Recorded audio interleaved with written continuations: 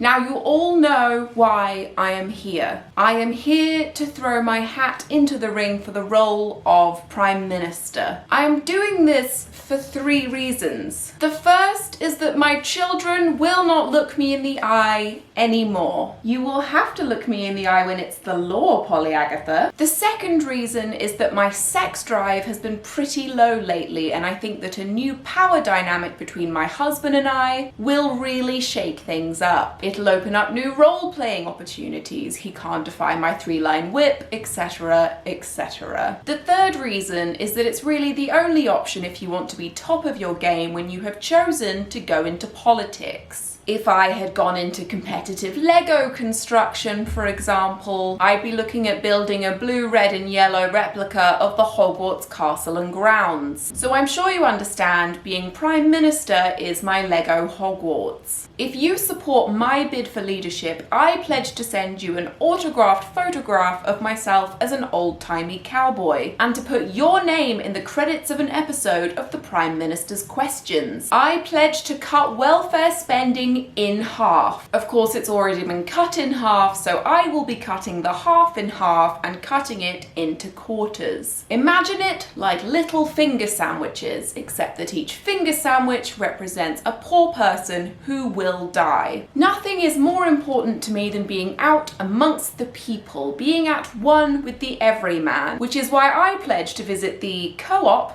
and eat from the egg and crease sandwich. And that is also why I pledge that I will allocate significant funding to a series of Love Island for dogs. What people don't seem to understand is that I too am people. I too like to have fun. We have a fun tradition in my office before events where we watch the family classic, The Hunchback of Notre Dame, right up to the moment where they start burning Esmeralda, and then we switch it off, because that is how it should end. I know that I am a woman. I see some confused male faces as I look out at my party tonight. I can see you thinking, how did she get in here? What makes her think we want another woman for Prime Minister? Did I bury my wife deeply enough, or should I be heading for Calais before we close the borders? Interestingly enough, there's not actually so much a glass ceiling, as it were, for women in leadership in the Conservative Party. It's a skylight of demonic hellfire, and if you want to get through it, you have to have the mark. But luckily, I've got it. Praise Maggie, praise Satan. And so it is time to put it to a vote amongst my esteemed colleagues and peers. Will you accept me as your leader?